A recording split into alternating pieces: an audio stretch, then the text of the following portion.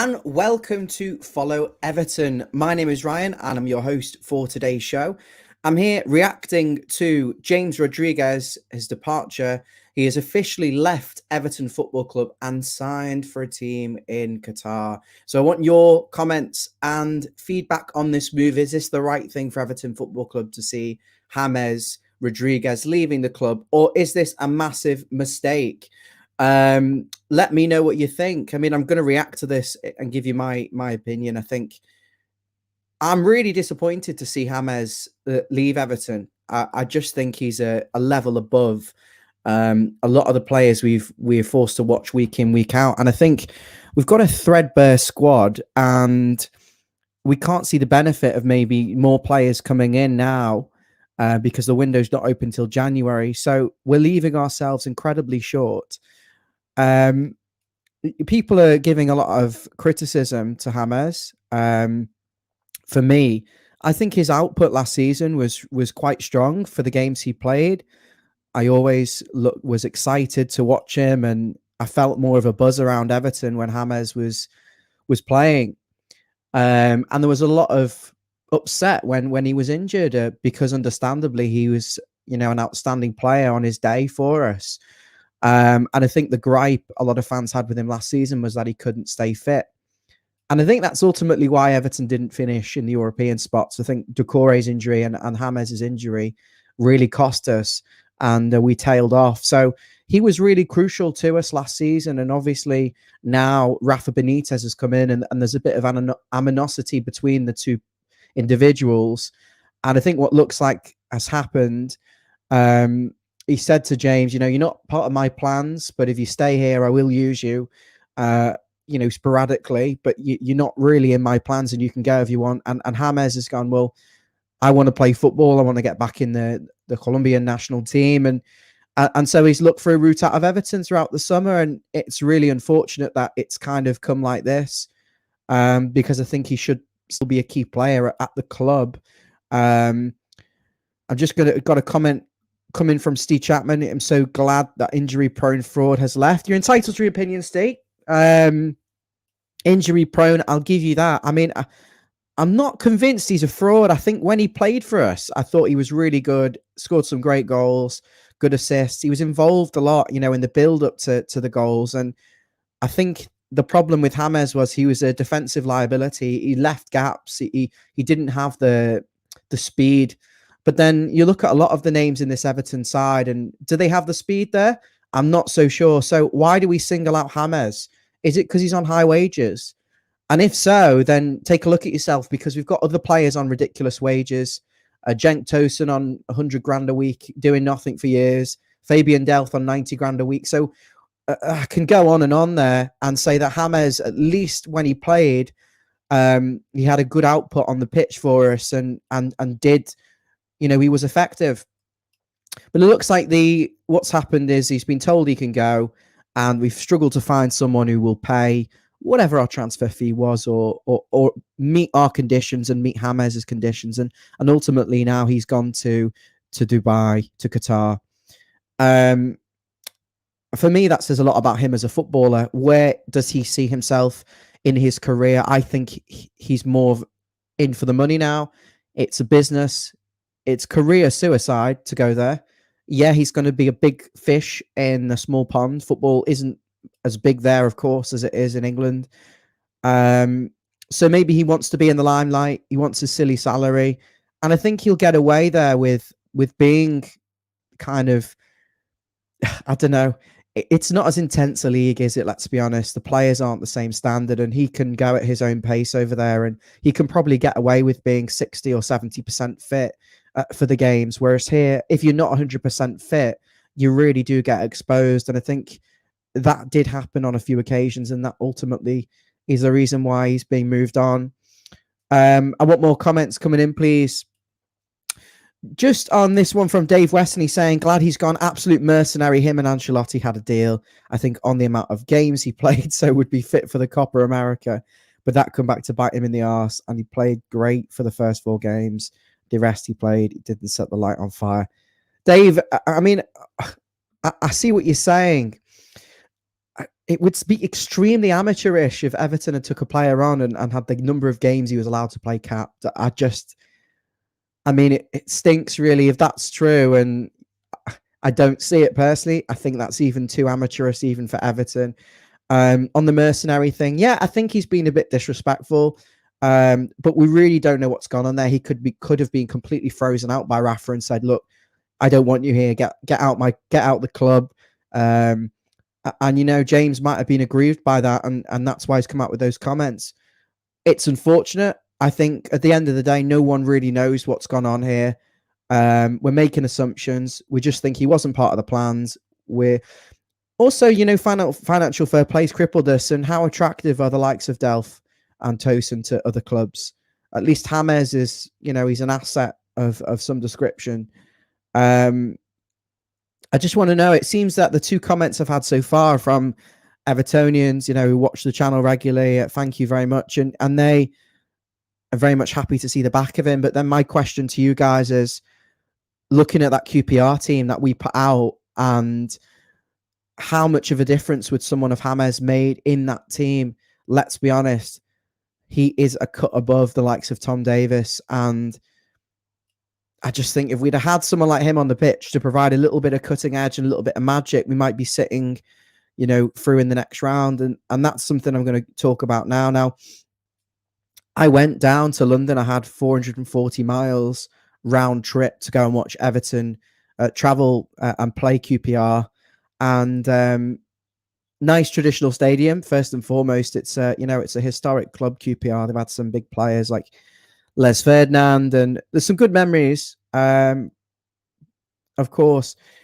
So like myself, 3,000 Evertonians went down to QPR, and I think it was just a typical Everton in the League Cup, wasn't it? You set your expectations. Well, in fairness, though, I think a lot of people didn't set their expectations that high for this game.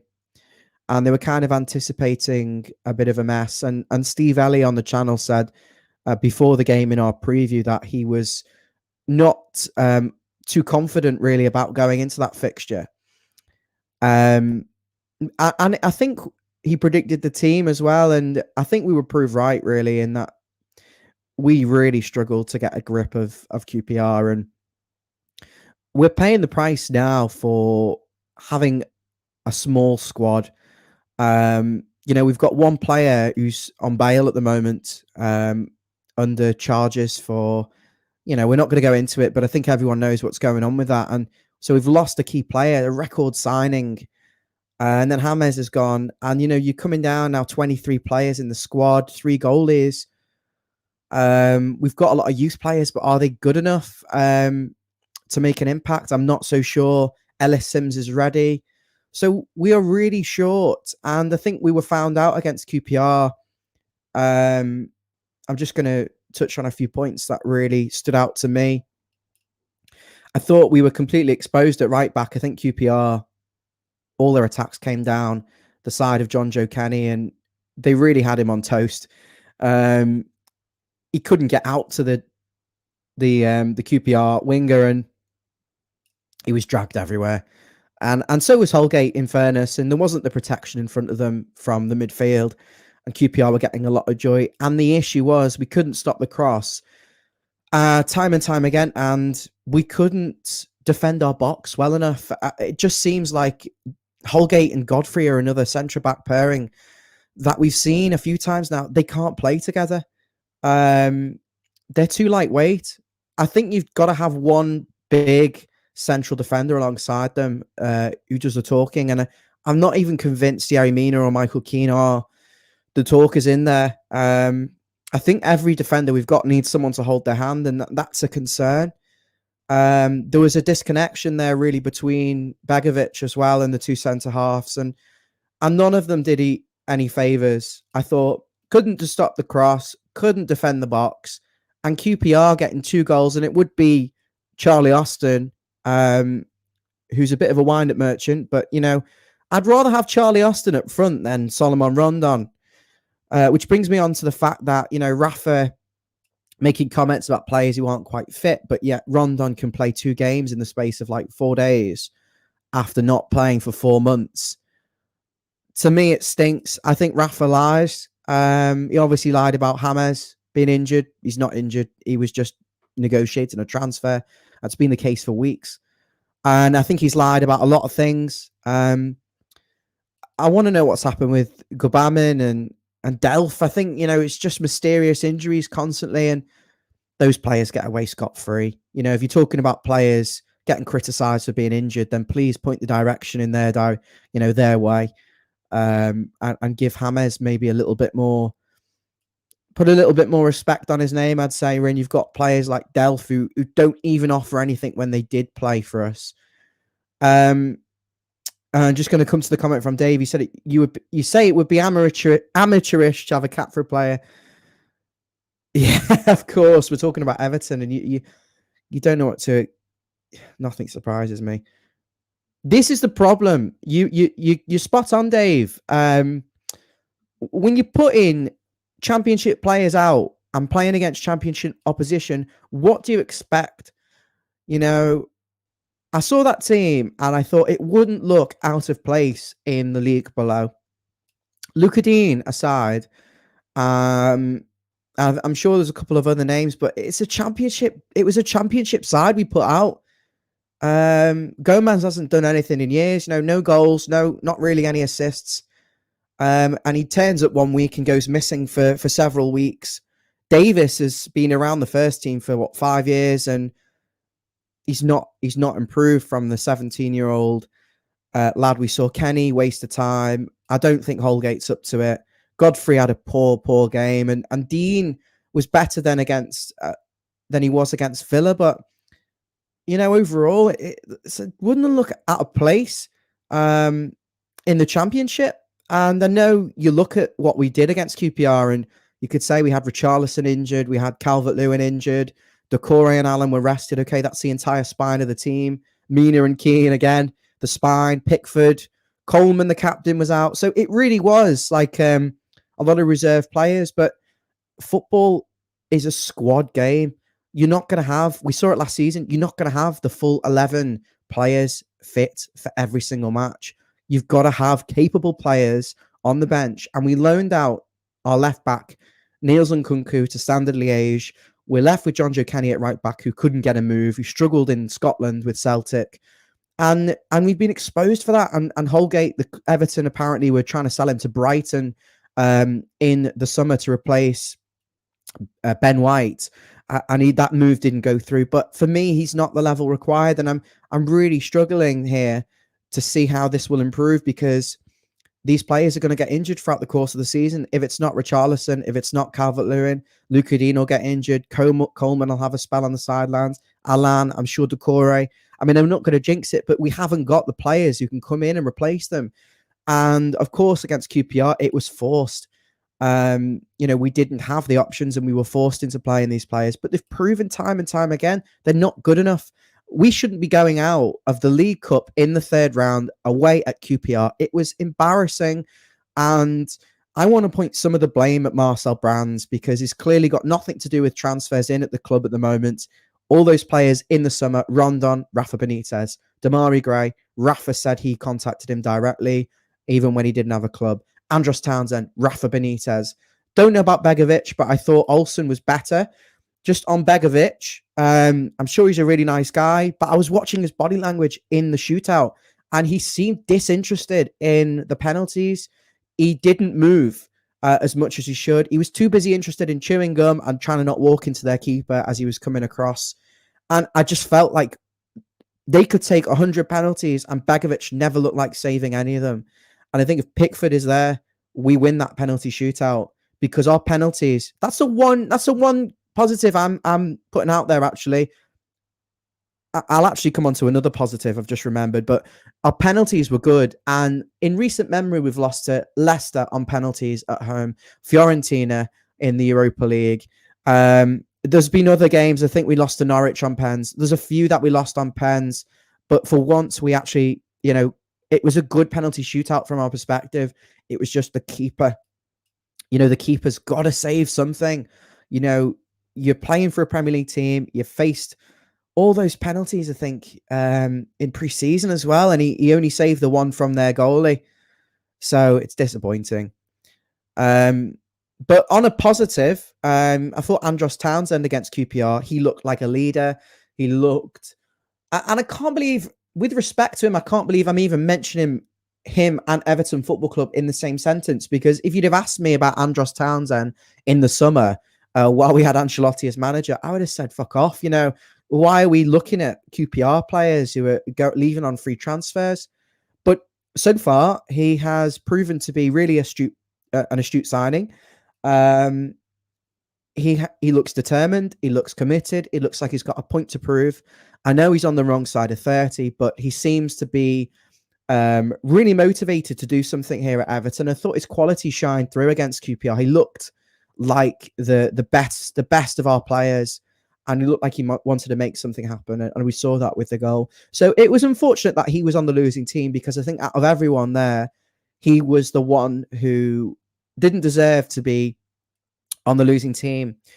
Meanwhile, I thought Rondon, Iwobi, and all of them extremely wasteful. Definitely deserved to be on the losing team.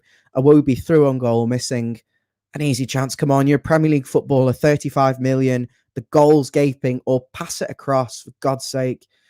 I thought Iwobi's finishing, and I'm playing him in this weird position, like a second striker. He's just not a goal scorer, and he doesn't make that many goals himself. He's good at playing the pass before the assist. Frustrated, and I think it's just a lack of options, and we're facing Norwich. I'm going to talk about Norwich in a moment, but you're looking at these players and you're just thinking, you facepalm really, and you just have no hope for them on a consistent basis. Drew Yardley, hi Drew. If you haven't already subscribed, please subscribe. I know a few of you watch regularly. Thanks for sticking with us. And if you're new to the channel, it's Follow Everton. Click that subscribe button and help us on our way to 400 subscribers.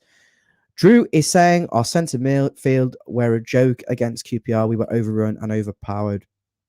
Drew, didn't they play 5 at the back as well? I mean, there's no excuse really.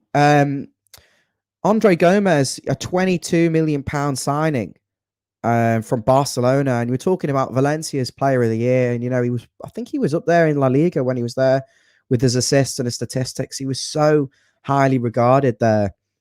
And at Everton, he's just he had a good first season, kind of in that midfield with Idrissa Gueye, and I think without Gueye, who does a lot of the running, he's been exposed defensively. He's not a battler in midfield. He's not a playmaker either. For me, he's a player that he'll do something good, and then you won't see him do anything remotely good for 4 or 5 games, and that's so infuriating because you need consistency and you need to know what you're going to get. And he showed against QPR again. He made the QPR midfield look like Barcelona. And I'm not just singling out him.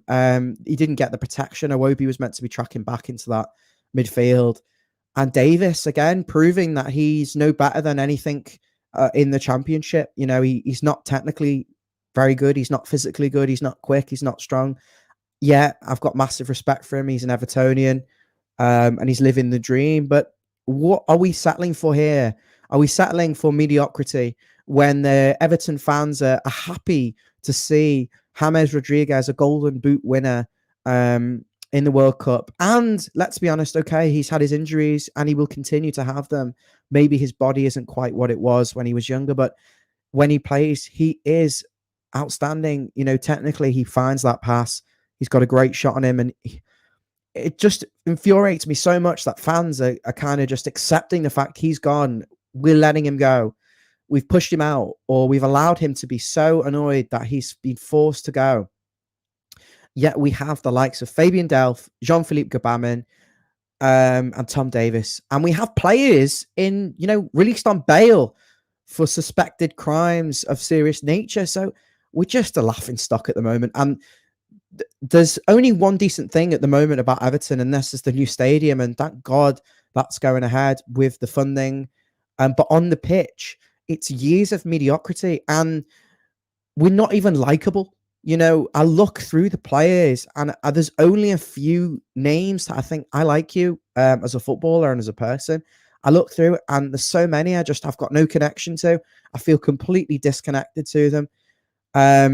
And excuse me, the fans, the Everton fans, the 3,000 fans that travelled down to QPR on a Tuesday night, 440 miles, 8-hour round trip, travelling wise. Everton, they don't deserve the fans. They don't deserve us at times. I'm going to come to the comments now. I know I'm on a bit of a rant. I know I'm on a bit of a rant, but I'm gutted about going out of the League Cup because we need to win something. It's been too long, and I'm frustrated that James is gone because I know football fans are fickle. He's a good player. He's better than what we've got, and we've allowed someone who's better than what we've got to go. And I feel gutted about it. Connor is saying, why he's sitting on a tent? It's a green screen, but the room isn't bright enough, unfortunately, for it to be effective, despite me having 1,000 lights around the room.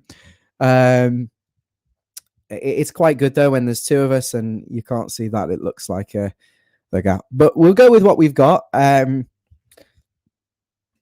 Hopefully we can make some more investments in the channel soon, and some good news.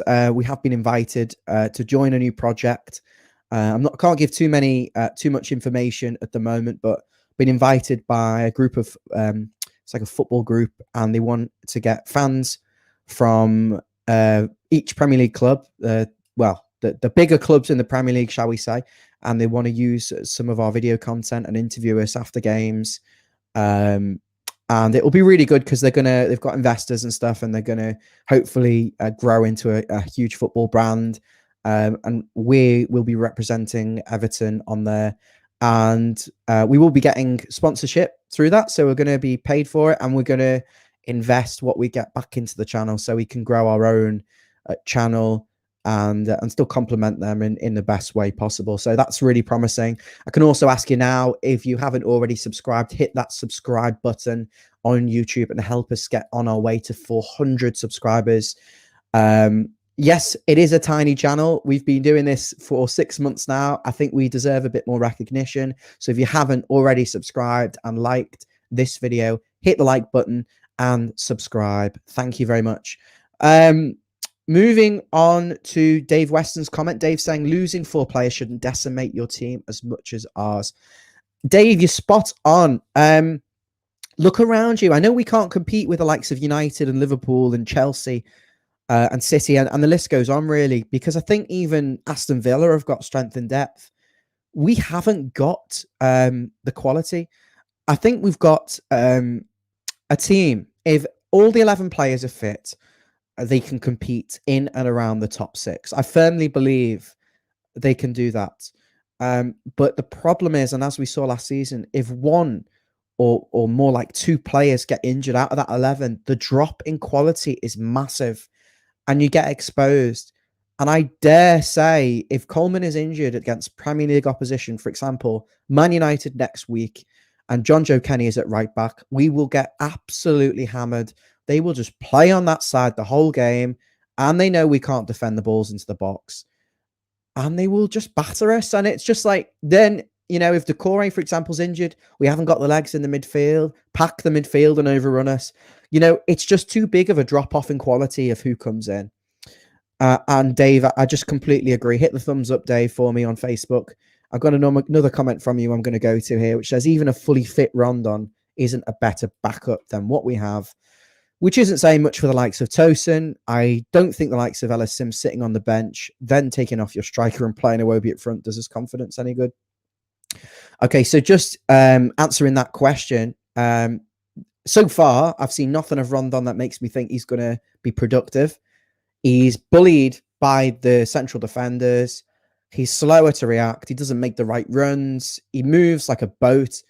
I'm totally unconvinced so far. Yes, he might be unfit, but then Rafa's saying he's not going to play players who are unfit, and then he goes and plays them. So as far as I'm concerned, he's fit. He just looks terrible. And Cenk Tosun coming back from injury.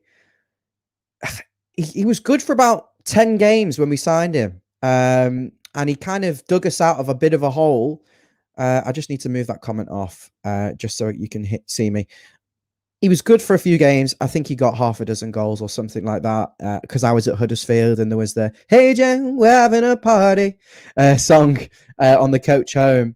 And he'd done nothing since, and we've been forced to loan him out twice. Once to Crystal Palace, and there was a £20 million agreement to sign him at the end of the season. And I think we'd have got the money for him because the market then was ridiculous. And he scored against Man City, I remember, because it was a costly goal for them in the title race. And he was injured and sent back to us. And of course, Crystal Palace didn't end up signing him because he was injured. And then the following season came back, I think, in October. We played him in his annual League Cup game. I think he scored a couple of goals at home against, no mark opposition, really. And then, Ancelotti didn't fancy him again because his all-round play is pretty dire. I mean, I don't see any attribute from Cenk that makes me think he's going to cut it in the Premier League at any point. He's slow. He's not particularly strong. He's quite good in the air, but, he's never free in the box because he doesn't react well fast enough. And I remember even in that first season or that second half of the first season, he missed a lot of chances. And then he went, obviously last season, he went back over to Besiktas, played a couple of games. Don't think he did an awful lot, got injured. At this point, it's consolidation. It's just trying to recover some of his wages. And now he's back available. And I don't want to see Cenk Tosun playing for Everton Football Club. He's another one of those players who should have been bombed out a long time ago. He's too slow. He's ineffective. And I don't think he suits the style we're going for in terms of counter-attack. He would just slow everything down. Maybe decent in the box if he can find a bit of space, but get rid. And unfortunately, it looks like he'll probably end up playing tomorrow on Saturday, because we're so short of players. He might end up playing up front. Can Rondon play a third game in a week? I'm not sure. So, but how far is he away? We'll know tomorrow. Ellis Sims. We've only seen him in League One, remember? I mean, he was good for the under-23s, but then a lot of Everton players have been amazing for the under-23s and then gone on and done absolutely nothing and left on free transfers, or we've loaned them out until the contract expires, or we've received nominal fees for them. So I'm not reading too much into his performance in the under-23s or the under-18s. At Blackpool, he was good. I think he got 9 or 10 goals, helped them get promoted. So he's shown he can play men's football, but Premier League level is a cut above. I'm not sure he's ready yet, but I do think it speaks volumes. If you're bringing him with, he's got to be at least half fit. And he can't be any worse than Rondon, for sure. And you're right about putting Iwobi up front. For me, why? Why do you play a player who scores 2 or 3 goals a season up front? You're better off putting Yerry Mina up front. That's how I feel about it. More comments. Planet Football. Hi, guys. If you haven't already subscribed, please subscribe. Hit the thumbs up for us on YouTube, or that would mean a lot. He's saying disappointed. I agree. I just think there's too much bad blood between them. He's the player out of the ones who you'd say on the fringe who's more attractive to potential suitors. I know that Porto and AC Milan, and there were a lot of teams, Monaco. I think there were a few teams that were interested in him, and he couldn't agree a deal, or those clubs couldn't afford what we were asking for him in terms of transfer fee and his wage packet. And he's gone to Dubai, and as I said at the start of the video, I think that just says it all, really. He's only interested in his brand, his image, his pay packet. He wants to be the superstar again, and he will be over there, and he'll set the world alight on there, because on his day, he is a fantastic player, and I'm disappointed he didn't play at Goodison in front of the fans, because I think if he'd have done that, he really would have built a connection with the fans, and I think we may have seen a lot more of him. In a good way as well. Excuse me. Dave Weston saying Everton made Chris Willock look world class. Thought QPR were brilliant, defensively, and they were wind up merchants, weren't they? Charlie Austin and their central defender, and it was that central defender who was given Ben Godfrey an assault at one point, who actually scored the winner in the shootout. And the credit to them, because they were the better side on the day. They made us look diabolical. This comment from Planet Football again, really good to see all the comments. So we will talk about the Norwich game before I let you guys move on to something else with your Thursday evening. He's saying, I like Andre Gomez, but he doesn't fit our system unless it's a 4-3-3. Yeah, I agree. I think at Valencia, he was very much a player who was more dynamic, and he carried the ball forward, and he had a bit more of a license. Excuse me. It's not COVID. I've done a test. He's got something to offer. He's just like he's constantly playing with the shackles on, and you don't see it often enough, and you've got to have consistency. And he would be a player, sadly, another one with regret. I mean, I don't like him as much as I liked James, but I think Andre, he's a nice guy, and you can't question his commitment, but he doesn't fit in, really. I think he did change the game against Burnley, to be honest, in fairness, but as I've said before, he'll go missing again for weeks now, and then he'll turn up and do something, and we'll all think he's a good player again, and it doesn't work like that. Peter Collins, hiya Pete, hit that subscribe button for me, please, if you haven't already. Turn notifications on and like the video. Got to give Ellison's a good 30 minutes. Well, let's see what options we've got. If he's fully fit, and it's him or like a half fit Rondon or a half fit Tosin, and Richarlison's still not back, which fingers crossed he will be. Then yeah, why not bring him off the bench or give him half the game and see how he does. I think it might be easier for him to come off the bench, and hopefully we'll be winning at that point. Richarlison, I think Richarlison will be back for Man United, and so will Calvert-Lewin. I mean, I think it's maybe just wishful thinking, but if we haven't got them fit, we haven't got a cat in hell's chance. Gabamin's injured, yeah. A mysterious injury, and we don't know why. He's another player. He's just rinsing the club dry, and he's never fit. He's constantly injured, and I think it stinks. Drew saying the difference with Tosin and Rondon is wages. Yeah, probably. I think Rondon's on about 30k and Tosin's on 120 grand a week. And that was when we were dishing out contracts to anyone. He was in some pub in Kirby, I believe, drinking G&T, getting pissed on the weekend. Not looking after his body, is he? Rodriguez didn't know who were playing, too busy jumping on his private jet. Dave, I mean, on this, I'm only playing devil's advocate because I think it's the right thing to do. James probably told at the start, you're not part of the plans, and I think he was outcast completely in a way. And I'm not saying what he did was right, but I'm saying, if your employer's treating you like that, you're going to become disconnected from the club. And as far as we knew, he was negotiating transfers. He was not in the fold. There was no intentions of Rafa to play him. It was just about finding him a club. I'm not making excuses, but understand the context. Understand the context of it. Anthony Gordon, yeah. Anthony Gordon, I thought was one of the bright players, but when I made the comment about not standing out in the Championship, I still stand by the fact that he wouldn't look at a place in that league because he's not the level yet of Premier League.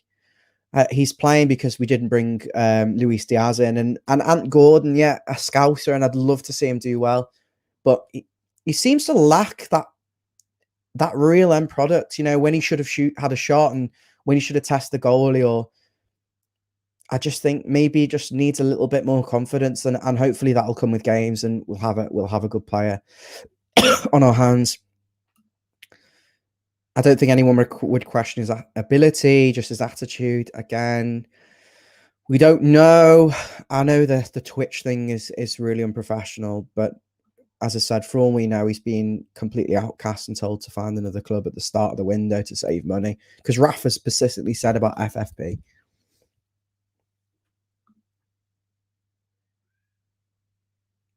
Yeah, I'd agree. Iwobi's not a natural finisher, so I think Ellis Sims is a forward. You have to go with Ellis Sims over Iwobi. Um, Okay, guys, keep the comments coming in. I know there's 10 of you watching across the different platforms, which is fantastic. I'm hoping to get back on tomorrow with David, Basil, Babsy, Steve Ellie, maybe, or John. I'm trying to get someone to join me tomorrow to preview QPR in full if possible. But if not, then these are my thoughts on Norwich, I should say. Norwich have not won a Premier League game in 15 attempts. I think they've lost 15 consecutive in the row.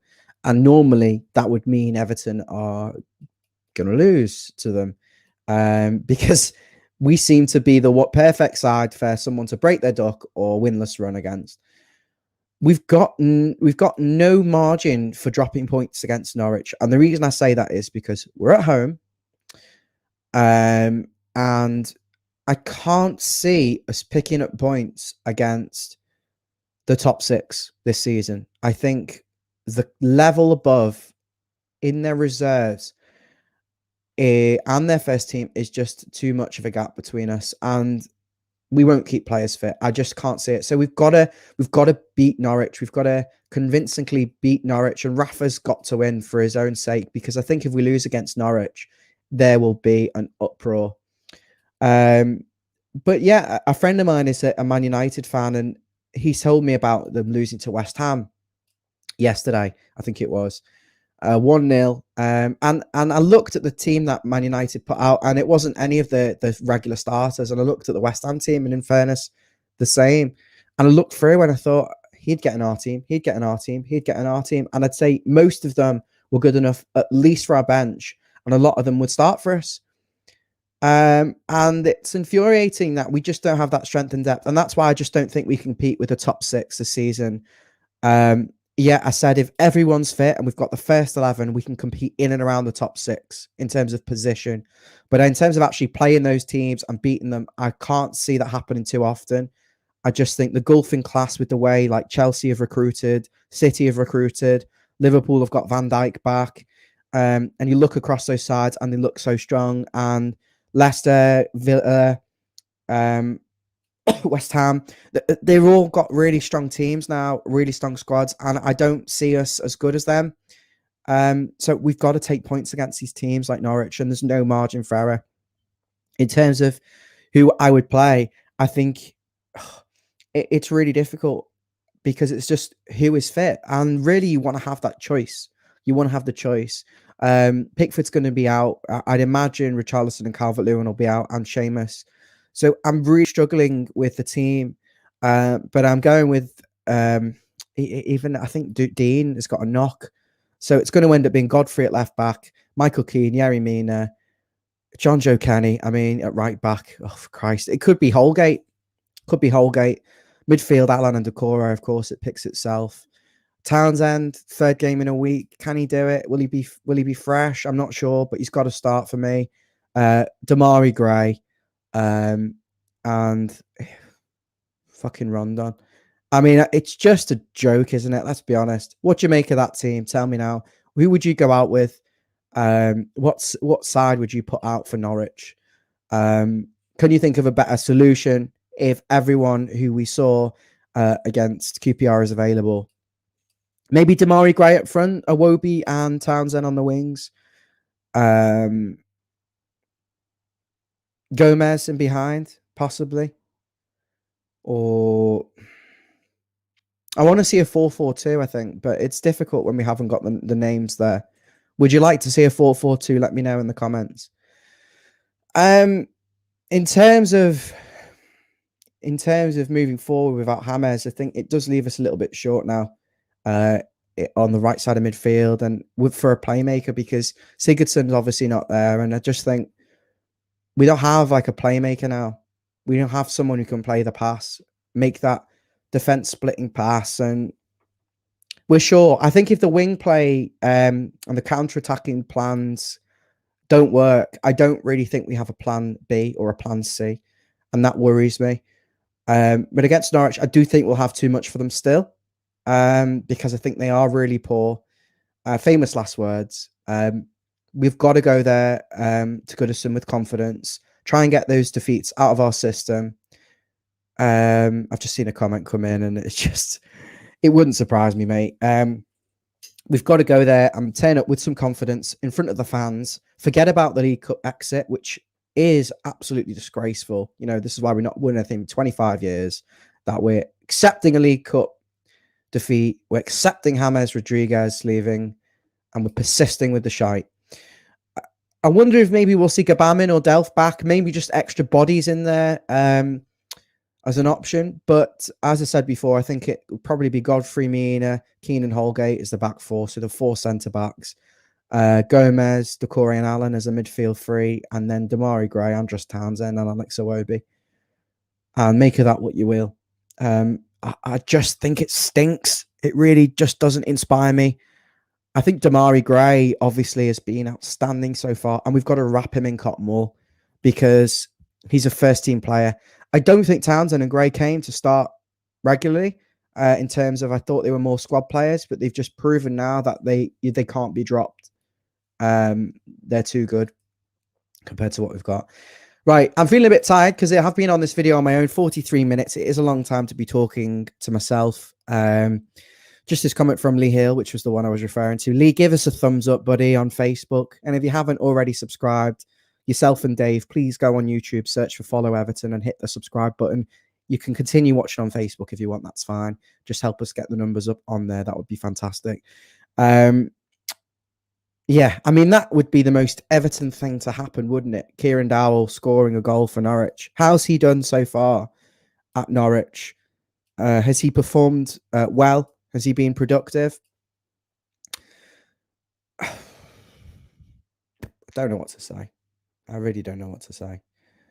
Mr. Weston, he's saying we don't have a playmaker. We have 2 wingers who produce goal balls into the box. Yeah, I get that, Dave. But when you've got that, it works well when you've got the fullbacks bombing on, providing the width. When your wingers are playing inside to, you know, kind of create things, you know, we need that overlapping run. And Holgate doesn't provide that. And I don't think John Joe Kenny can do that, you know.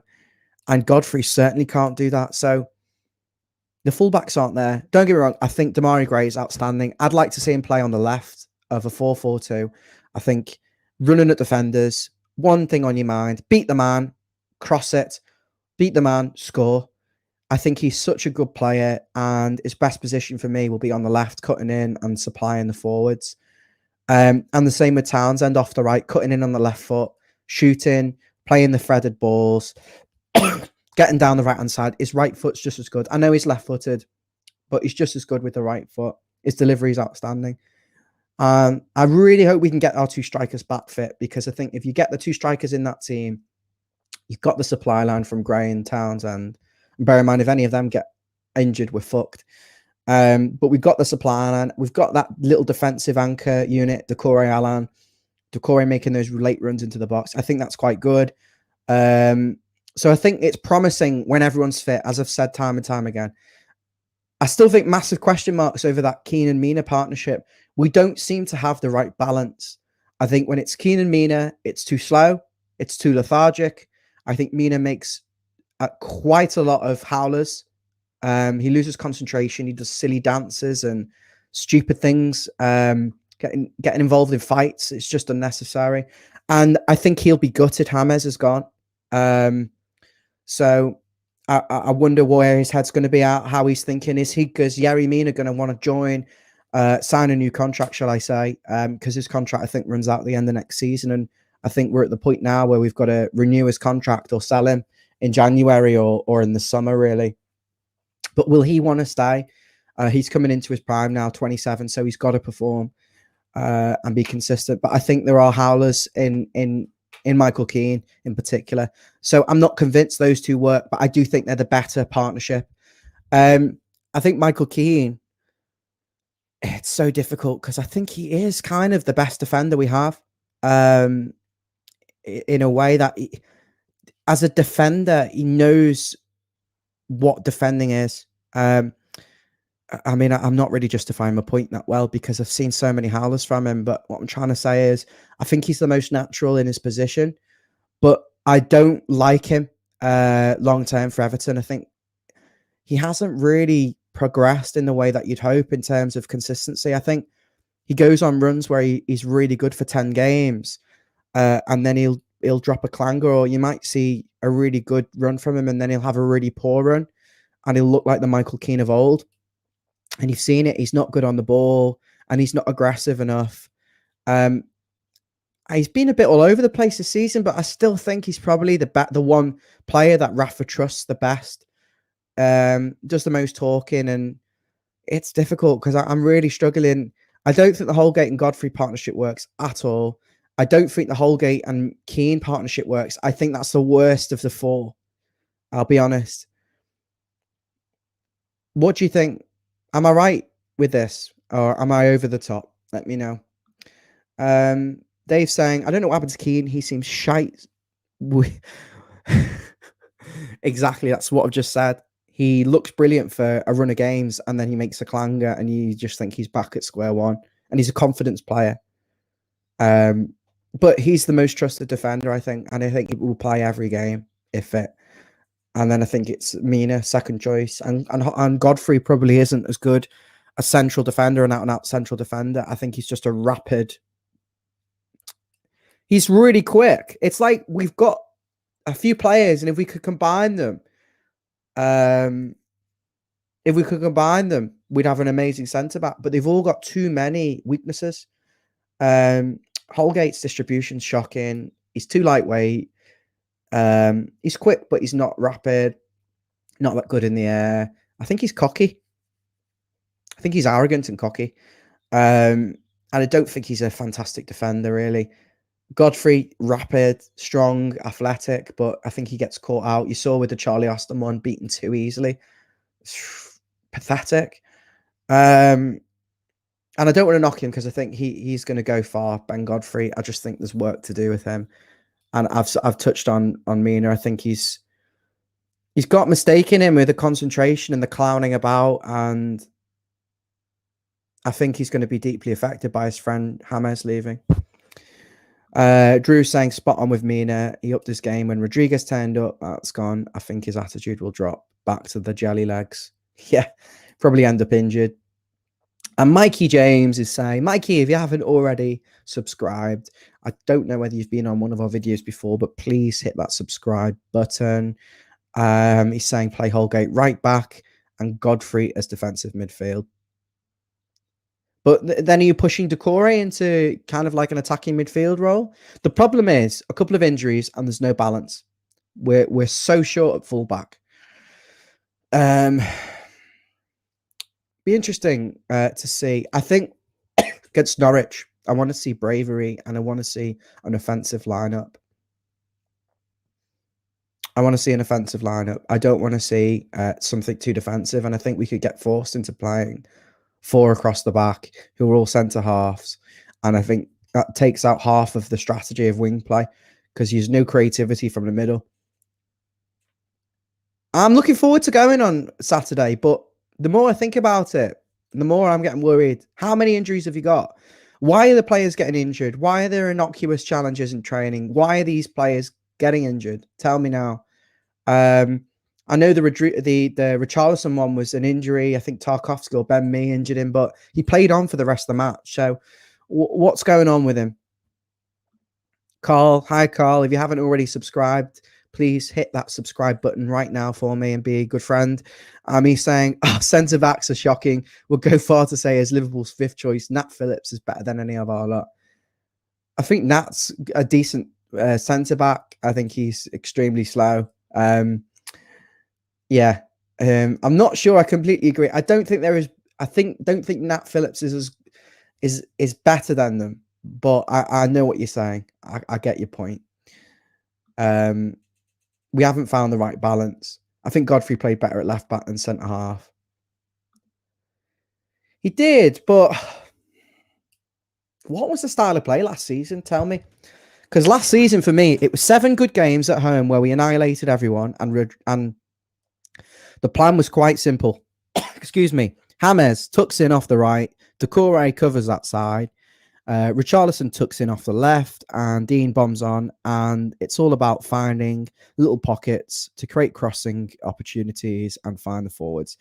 And then after those 7 games, I think someone got injured, and the whole thing went to pot. And then Dean injured, didn't get a cross off the left for about 6 months. And Decore injured, couldn't outrun anyone in midfield, and James injured. We didn't look like we could create anything. And obviously Sigurdsson, he was fantastic at times last season because he was scoring and he was making goals. So I do think he is a loss, and I think we need to remember that. He is a loss because he did contribute last season. I'm not saying I wouldn't have got rid of him if there was an offer and saved his wages, but you don't want him to leave like this.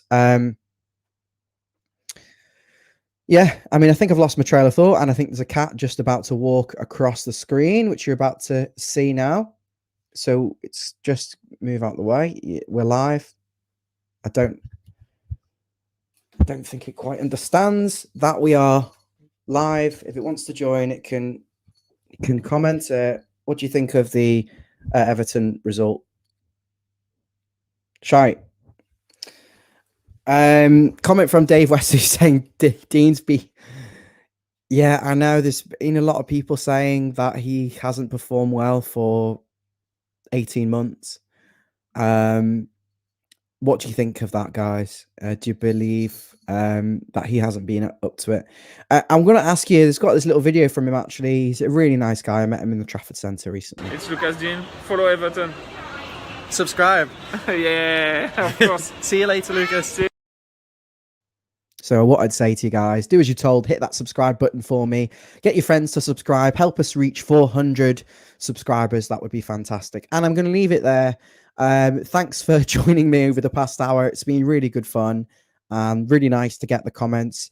Thank you very much. Shout out to Steve Chapman, Dave Weston, Drew, Planet Football, Peter, Lee Hill, Michael James, Carl. Thanks, guys, for watching. Hit the thumbs up for us. Share, follow Everton with your friends, with your fellow Evertonians. Help spread the word. Help us grow as a channel.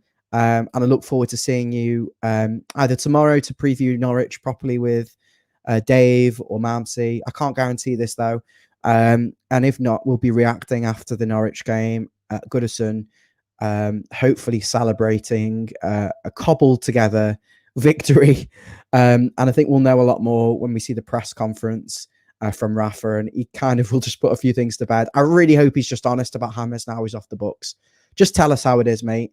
And I think I hope he just tells us what's going on with in terms of the injuries, and just be a bit more transparent, because we're not mugs. We can tell when you're lying, Rafa. And I think you need to get the fans on side. Just say, Gabamin's injured. He's got a toe injury. He's going to be out for 4 weeks. You know, just be honest, because we're just wondering, we're getting wound up. We're getting frustrated. I think I've probably been a bit harsh today in some aspects because I'm pissed off because I did 440-mile round trip. I didn't drive. Mabsy did, by the way. Credit to him. Fantastic toffee and a great friend. But 440-mile round trip to go and watch us not turn up against QPR. So I'm entitled to be wound up and annoyed and frustrated. But let's just remember, I was listening to TalkSport actually, like after the game against Burnley, and there were fans coming on, and the presenters were saying things like Everton could compete for the top 6 this season. Rafa's very astute, tactically very good. He can keep everyone fit. And I think that is the key point here. When everyone is fit, Everton can be good. I think there is the foundations there with Gray, with Townsend on the wing supplying, with good fullbacks when fit, and a nice base in midfield, and 2 quality strikers to cause problems and cross into the box and score a lot of goals. But I just think there's too big of a drop-off when players get injured or we have to drop and make changes like we did in the League Cup. We look diabolical.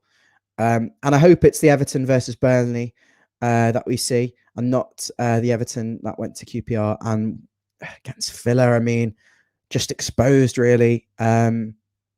don't think I did a reaction to that, but or did I? I think I did actually, but you know, it's just more of the same: disorganization and chaos. Big work to do for Rafa. A couple of final comments. Dave Weston, have a good weekend. Thank you very much, Dave. I appreciate that. If I don't see you on tomorrow's video, I hope to see you on the video, the reaction, or something next week if we do before Man U. I am going to Man U. I've got a ticket, but there'll be content all around that and possibly something in midweek. I'm also hoping to make an appearance on Kieran Rants at some point. So if you're watching Kieran, I'm looking forward to that. Andrew saying my favorite Everton channel. Thank you very much, Drew. That means a lot.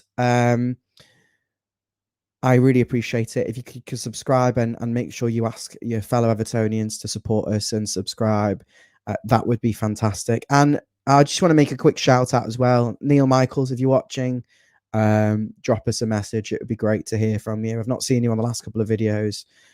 Guys, enjoy your weekend if you don't see me tomorrow. But it's been a pleasure. Thanks for your time. Thanks for watching. Follow Everton. Hit that like and subscribe button. And I look forward to seeing you soon. I was about to say up the toffees. Come on, you Blues.